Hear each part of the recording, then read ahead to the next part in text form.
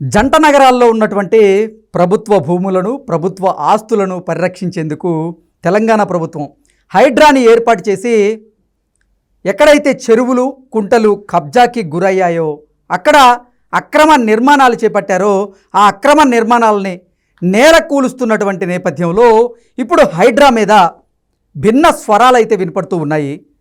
హైడ్రా నిజంగా అక్రమార్కుల గుండెల్లో రైళ్లు పరిగెత్తిస్తే ఇబ్బంది లేదు, కానీ అంటే సాధారణ ప్రజలు వారి జీవితాంతం కష్టపడి సంపాదించి ఎవరి దగ్గరైనా స్థలాన్ని కొని ఆ స్థలంలో ఇంటి నిర్మాణాన్ని చేపట్టిన వారి పరిస్థితి ఈరోజు అగమ్యగోచరంగా మారుతుంది.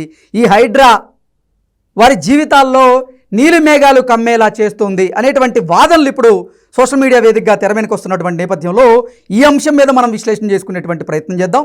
ప్రస్తుతం మనతో పాటు ఉన్నారు ప్రముఖ సామాజికవేత్త, అలాగే ప్రముఖ సుప్రీంకోర్టు న్యాయవాది సాయికృష్ణ ఆజాద్ గారు మనతో ఉన్నారు. వారితో మాట్లాడదాం.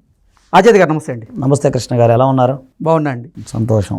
ఈ హైడ్రా ఈ జంట నగరాల్లో అక్రమార్కుల గుండెల్లో గుబులు పుట్టిస్తున్నటువంటి నేపథ్యంలోనే అంటే హైడ్రా తీసుకొచ్చినటువంటి విధానం అయితే అందరూ అద్భుతంగా ఉంది, ఈ హైడ్రా వల్ల జంట నగరాలకి మంచే జరుగుతుంది అంటూ చాలామంది అభిప్రాయాన్ని వ్యక్తం చేస్తున్నటువంటి నేపథ్యంలో అంటే ఈ కబ్జాదారులు ఎవరైతే ఉన్నారో వాళ్ళ కబంధ హస్తాల్లో ఉన్నటువంటి చెరువుల్ని కుంటల్ని కాపాడేందుకు తెలంగాణ ప్రభుత్వం ఈ హైడ్రాని అయితే ఏర్పాటు చేయడం జరిగింది.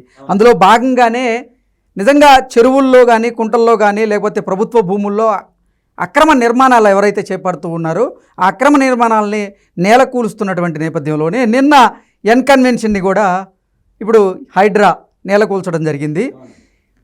ఎన్కన్వెన్షన్ని నేల కూలిస్తే తప్పు లేదు, కానీ సగటు సాధారణ పౌరులు వారి జీవితాంతం శ్రమించి వారు కూడబెట్టినటువంటి ధనంతో వారికి తెలియక హైదరాబాద్లో ఉన్నటువంటి ఈ ఎఫ్టీఎల్ లేదా బఫర్ జోన్లో గనక స్థలాలను కొని దాంట్లో నిర్మాణాలు చేపట్టుంటే వాటిని ఇప్పుడు హైడ్రా గనక నేల కూలిస్తే వారి బ్రతుకులు ఏమవ్వాలి అనేటువంటి వాదనలు ఇప్పుడు తెర మీదకి వస్తూ ఉన్నాయి. ఏంటి దీని మీద మీ అభిప్రాయం ఏంటి? ఒకటండి కృష్ణ గారు, నేనేమంటున్నానంటే ఒక మంచి పని జరుగుతుంది, ఆ విషయంలో నేను అప్రిషియేట్ చేస్తాను. ఎందుకంటే ఇన్ని రోజుల్లో ఒకసారి హైదరాబాద్ మహానగరంలో మరో చెన్నై కాకూడదు. ఎందుకంటే చెన్నై వర్షం పడిందంటే పడవేసుకుని తిరగటం అక్కడ మనకు తెలియదు, అందరికి తెలియదే ఉంది. సేమ్ అదే సిచ్యువేషన్ హైదరాబాద్ మహానగరంలో స్టార్ట్ అవుతుంది కూడా. మనం చిన్న పడితేనే మోకాళ్ళతో నీళ్ళు వచ్చేస్తా ఉన్నాయి చిన్న చిన్న విషయాలకి. సో ఇక్కడ జనరల్గా అంటే మామూలుగా మనకు తెలిసిన అంశాల ప్రకారం హైదరాబాద్ చరిత్రలో చూసుకుంటే 1800 చెరువులు ఉండేవి అనేది మనకు తెలిసిన ఇన్ఫర్మేషన్. తర్వాత ఇప్పుడు 500 అయినాయా 200 అయినాయో మనకు తెలియదు. సో అలాంటి ఏమైపోయినట్టు అంటే ఇక్కడ ప్రకృతిని వ్యతిరేకంగా మనం పనిచేసాం. సో ఆ విషయంలో హైడ్రాని నిర్మించటం, ఆ సంస్థని స్టార్ట్ చేయటం, దాన్ని మనం ఖచ్చితంగా ఆహ్వానించాల్సింది, నో డౌట్ అట్ ఆల్. ఎందుకంటే ఈ రోజు మీ గురించి మన గురించి కాదు, భావితరాల గురించి కూడా మనం ఆలోచించాలి. ఎగ్జాక్ట్లీ, భావితరాల గురించి కూడా ఆలోచించాలి, అంతవరకు క్లియర్ ఉంది. ఇప్పుడు ఒక సామెత ఉంది, అడవిలో రెండు పెద్ద ఏనుగులు గనక ఆ పెద్ద ఏనుగులు గనక గొడవ యుద్ధం జరిగితే ఆ కాళ్ళ కింద యుద్ధం జరిగే క్రమంలో కాళ్ళ కింద ఎన్నో కుందేళ్ళు, చిన్న చిన్న ఉడతలు, పక్షులు లాంటివి బలవుతాయి. సో ఆ విధంగా జరుగుతుంది అనేది నేను అనుకుంటున్నాను ఒకటి. సో ఇప్పుడు మీరు అన్నట్టుగానే ఒక సామాన్యుడి కళ హైదరాబాద్లో ఓపెన్గా చెప్పాలంటే మ్యాక్సిమం అందరం పొట్ట చేత పట్టుకుని ఒక బ్యాగ్ తీసుకుని వచ్చిన వాళ్ళమే. అవునన్నా కాదన్నా అది వాస్తవం. మనకి తల్లి లాంటిది, అంటే కన్న తల్లి మన ఊరు కావచ్చు, కానీ ఇక్కడ మన తల్లి ఉపాధి కోసం తల్లి లాంటి ఊరు కాదని ఎవ్వరు అన్నారు. సో నేనేమంటున్నానంటే ఇక్కడ ఒక సామాన్యుడు ఏమనుకుంటాడో ఒక ఇల్లు కట్టుకోవాలి, సొంత ఇంటి కళ, ఒక కళ, డ్రీమ్ ప్రతి మనిషికి. అవును. సో అలాంటి సందర్భాల్లో ఇప్పుడు ఎక్కడ ప్రాబ్లం వచ్చింది? గత ప్రభుత్వాలు కానీ అంతకుముందు ప్రభుత్వాలు కానీ మరి ఇలాంటి చెరువులు కుంటలు నడుస్తున్నప్పుడు, కన్స్ట్రక్షన్ స్టార్ట్ చేసినప్పుడు మరి చూస్తా ఎందుకు ఊరుకున్నాయి అనేది ఒక $1000 ప్రశ్న. అవును. సో మనం ఏ పార్టీని ఏ ప్రభుత్వం నేను విమర్శించట్లేదు. సో మరి ఏంటి పరిస్థితి? అలాగే ఇప్పుడు సామాన్య మానవుడు బలవుతా ఉన్నాడు. ఇప్పుడు ఎన్కన్వెన్షన్లో సరే ఆయన ఒక ఎకనామికల్గా స్ట్రాంగ్ ఉన్న వ్యక్తి, ఒక సినిమా యాక్టరు. సో అది దాదాపు 15-16 సంవత్సరాల మట్టి దాని మీద ఆదాయం వచ్చింది. సో సరే ఆయనకి ఎంతవరకు నష్టం జరిగింది అనేది వదిలేద్దాం, పక్కన పెడదాం. ఒక సామాన్యుడి విషయం, ఇప్పుడు నేనే ఒక సామాన్య మానవుడిగా నాకు నెలకి ₹1,00,000 జీతం వస్తుంది. ఏదో ఈఎంఐకి ఒక 50,000 కట్టుకుని 50,000 గుట్టుగా ఏదో నా సంవత్సరం నడుపుకుంటున్నాను. సడన్గా శరాఘాతం లాగా నా దగ్గరికి ఇప్పుడు ఈ రోజే ఒకరు ఫోన్ చేసి మీ అపార్ట్మెంట్ మొత్తం పగలగొడుతున్నాం, ఎందుకంటే ఇది చెరువులో కుంటలో కట్టడం జరిగింది, సో ఇదిగో ఇది మ్యాపు అన్నప్పుడు నా పరిస్థితి ఏంటి? అది ఇక్కడ ప్రాబ్లం ఆలోచించాలి. ఇప్పుడు లీగల్గా ఏం చేయగలుగుతాం? కోర్టుకి స్టే తీసుకురావటం, అది ఒక్కడి వల్ల కాదు. ఈ అపార్ట్మెంట్ వాస్తవులు అందరూ కదిలి బయలుదేరాలి. ఇప్పుడు ఈ రోజు మీరు చెప్పినట్టు ఆ షేక్పేట కానీ చిత్రపూర్ కాలనీ కానీ ఇంకా మీరే చెప్పాలి, బడంగపేట, అవి మీరు నాకు కొన్ని ఐడియా లేవు. మాదాపూర్ చూసుకున్నా, ఈ రోజు అసలు గండిపేట దగ్గర అంటే నాకు అది ఐడియా చెప్తున్నా. అలాంటి పరిసర ప్రాంతాలుగా ఇప్పుడు మనం మళ్ళీ చూసి సరూర్ నగర్ చెరువు కూడా చాలా కబ్జాకు గురైంది. అంటే మనకు తెలిసిన ఏరియా చెప్తాను. కొన్ని ఎగ్జాంపుల్ చెప్తున్నాను, అందరం కదా, కొన్ని ఎగ్జాంపుల్. రామంతపూర్ చెరువు ఒకటి ఉంది, సో కొన్ని ఉప్పల్ చెరువు ఉంది. ఇలాంటి కొన్ని ప్రాంతాల్లో ఈ చెరువులన్నీ కూడా కబ్జాకు గురవుతున్నాయి, కుంచుకుపోతున్నాయి రోజు రోజుకి. వాటి యొక్క వాళ్ళ అస్తిత్వాన్ని కోల్పోయినాయి చాలా చెరువులు ఈరోజు. అసలు చెరువు అనేది ఉందా అనేది ఉంటుంది. సో ఇలాంటి సమయంలో హైడ్రా తీసుకురావటం, అక్రమార్కుల గుండెల్లో రైలు పరిగెత్తున అంతా బాగానే ఉంది, సంతోషం. సామాన్యుడి యొక్క అతని ఆవేదన ఏంటి? రేపు పొద్దున అతను కూడు, గుడ్డ, నీడ 3 కంపల్సరీ కావాలి. సరే వచ్చాడు, పొరపాటున అతనున్న గూడు పోయింది, అతని పరిస్థితి ఏంటి? అది ఒకసారి ప్రభుత్వం దృష్టి పెట్టాలి. ఇంకోటి, నిబంధనలకు వ్యతిరేకంగా ఎలా ఇచ్చారు? హెచ్ఎండిఏ లేఅవుట్ పర్మిషన్ కానీ, అలాగే రేరా కానీ, ఇంకేముంటాయి బీఆర్ఎస్, రకరకాలు ఉన్నాయి దాంట్లో. ఈ వ్యవస్థ అంతా ఏమైంది? ఇప్పుడు ఆ చిత్రపూర్ కాలనీలో, అంటే మామూలు ఎగ్జాంపుల్ చెప్తున్నా, G+1కి పర్మిషన్ లేకుండా G+2, G+3 కూడా వేసేసారు. దాన్ని పగలగొట్టడం జరిగింది. అలాగే చెరువులు కబ్జాలు అవుతున్నాయని చెప్పేసి పగలగొట్టడం జరిగింది. ఇప్పుడు ఏమవుతుంది? కామన్ మ్యాన్ ఈఎంఐ తీసుకొని బ్యాంక్ వాళ్ళు కంపల్సరీ కట్టాలి. మీ ఇల్లు ఉన్నా లేకపోయినా, కూలిపోయినా పోయినా, కంపల్సరీ మీరు ఇచ్చిన అగ్రిమెంట్ ప్రకారంగా ఈఎంఐ మీరు చెల్లించాల్సిందే.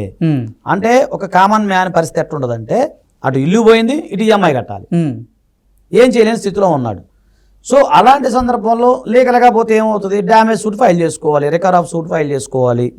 ఇట్లా పలానా బిల్డర్ నన్ను మోసం చేశాడు, ఎందుకంటే దీని మీరంటే FTL లెవెల్లోనో లేకపోతే చెరువులోనో కుంటలోనో కట్టాడు, మా పరిస్థితి ఏంటి అనేది ఒక కేసు వేసుకోవాలి. అప్పుడు బిల్డర్ ఎంతవరకు అమౌంట్ రిటర్న్ ఇవ్వగలుగుతాడు, ఎంతవరకు వెళ్తాయి ఆ కేసులు? అంటే ఇటు లీగల్ ఎక్స్పెన్సెస్ పెట్టుకోవాలి, ఇటు ఈఎంఐ కట్టుకోవాలి, అటు ఇల్లు లేదు. ఈ 3 పరిస్థితులు ఒకటి. తర్వాత ఇదే కాకుండా ఆయన కట్టుకున్న సమయంలో మానసిక ఒత్తిడి, మానసిక వేదన, ఆల్రెడీ సగం కట్టుకుంటే సగం జీవితం అయిపోతుంది. సో నేనేమంటున్నానంటే, ఈ సందర్భంలో అందరికీ నేను చేసే మనవి ఏంటంటే, ఒక కామన్ మ్యాన్గా దీనిపైన కూడా మన గౌరవ ముఖ్యమంత్రి గారు, అలాగే మిగతా ప్రభుత్వ అధికారులు వీళ్ళందరూ కూడా దృష్టి పెట్టమని చెప్తున్నాను. ఓకే, దాని అవసరమైతే వాళ్ళ బిల్డర్స్ ఎవరు ఉన్నారో వాళ్ళని పిలిపించి వీళ్ళకి ఎంతో కొంత అమౌంట్ ఇప్పించడమా, ఓకేనా కదా సార్? సో అలాంటివి చేసే సందర్భంలో ఈ ఒక కామన్ మ్యాన్ కూడా దృష్టిలో పెట్టుకొని, అవసరం అయితే నేను ముందుండి కూడా నేను పోరాటానికి కూడా సిద్ధంగా ఉన్నా. అంటే నేను ప్రభుత్వానికి వ్యతిరేకం కాదు, అలాగే ఈ యొక్క కార్యక్రమానికి వ్యతిరేకం కాదు. మోసపోయిన బాధితులకి న్యాయం చేయాలి అనేది నా యొక్క సిద్ధాంతం. ఇప్పుడు ఆ బాధితులు గనక కోర్టును ఆశ్రయిస్తే కోర్టు ఎటువంటి నిర్ణయం తీసుకునేటువంటి అవకాశం ఉంది అంటే ఏం చెప్తారు? అంటే ఇప్పుడు జనరల్గా ఏంటంటే స్టే తీసుకురావాలండి, స్టే తీసుకురావాలి, వస్తుంది. ఆల్రెడీ వీళ్ళంతా ప్రభుత్వం వారు ఒక పని చేసేటప్పుడు ముందుగానే అన్ని చర్యలు తీసుకునే ఉంటారు కదండి. ఆల్రెడీ వాళ్ళకి న్యాయవాదులు ఉంటారు, కేవేట్లు వేసుకునే ఉంటారు, అదే కేవేట్లు కూడా వేసి ఉండొచ్చు. ఆ సర్కమస్టెన్సెస్ అన్ని చూస్తారు కదా. చూసినప్పుడు ప్రభుత్వము ఏదైనా ఒకవేళ లీగల్ పోరాటం జరిగినా కూడా చెరువుల్లో కుంటల్లో కట్టే రైట్ అయితే లేదు కదా. సో అట్లయినా వాళ్ళు ఓడిపోతారు, వాళ్ళకైతే రేపైనా ఓడిపోతారు, ఏం లేదు. నిజమైతే నిజంగా కుంటలో చెరువులో కడితే ఆ యాక్ట్ ప్రకారం చాలా యాక్ట్లు ఉన్నాయి. సో అలా కాకుండా నేనేమంటున్నాను, సరే అది మీరు పోరాటం చెయ్యండి, కానీ చివరికి ఏమవుతుందంటే ఇది తేలేసరికి ఎన్ని సంవత్సరాలు పడుతుంది? ఈ లోపల వీళ్ళ ఈఎంఐ ఆగిద్దా? ఇప్పుడు మీరు అటు న్యాయవాదంగా వేసాము, స్టే వచ్చింది దేవుడి దయ వల్ల, ఎన్నాళ్ళు అవుతా స్టే? రేపు స్టే వేకేట్ అవుతుంది కదా, స్టే వేకేట్ చేస్తారు కదండి, గవర్నమెంట్ ఊరుకోదు కదా. న్యాయవాదులు ఉంటారు కదా, వాళ్ళకి స్టే వేకేట్ చేపిస్తారు, స్టే వేకేట్ అయిపోతుంది. అలా అప్పుడు దాకా ఇలా భయం ఉంటుందే ఉండదు కదా, గుండెల్లో గుబులు ఉంటుంది కదా, అమ్మో ఏంటి డబ్బులు కట్టాము అయిపోయిందని, ఈఎంఐ ఆగదు, మానసిక ఒత్తిడి ఆగదు. అందుకే నేనేమంటున్నానంటే, అంటే నా యొక్క రిక్వెస్ట్ నేనేమంటున్నానంటే, ఈ బాధితులు ఎవరైతే ఉన్నారో వారి తరఫున ప్రభుత్వమే చొరవ తీసుకొని ఆ బిల్డర్ తరఫున డబ్బులు ఇప్పించడమా, లేదా దానికి సంబంధించి ఏదో ఒక కమిటీ వేయటమా, దాని గురించి వాళ్ళతో కూర్చొని మాట్లాడటమా, వాళ్ళకి ఎంతో కొంత నష్టపరిహారం చెల్లించే విధంగా ప్రయత్నం చేయటం చేస్తే బాగుంటుందండి. ఇప్పుడు లీగల్ అంశాల పట్ల మనం చెప్తాను చాలా నెక్స్ట్ వీడియోలో. నిజంగా ప్రభుత్వ భూముల్ని ఆక్రమించుకొని అవి వేరొకరికి అమ్మిన మీద చర్యలు తీసుకుంటే తప్పలేదు, కానీ అక్కడ పాపం తెలియక కొంతమంది సాధారణ ప్రజలు అక్కడ కొని అమాయకులు అక్కడ కొని అక్కడ నిర్మించి నిర్మాణాన్ని ఇప్పుడు హైడ్రా కనుక కూల్చివేస్తే వారు రోడ్డును పడాల్సిన పరిస్థితి వస్తుంది కాబట్టి వారి తరపున మీరు పోరాటానికి ఖచ్చితంగా నేను సిద్ధంగా ఉన్నానండి, ఖచ్చితంగా పోరాడతాను. అమాయకులు ఎవరైతే అన్యాయం జరిగినా ఆజాద్ ఎప్పుడు ఉంటాడు, అదేం లేదు. ఓకే ఓకే అండి, థ్యాంక్ యూ సో మచ్.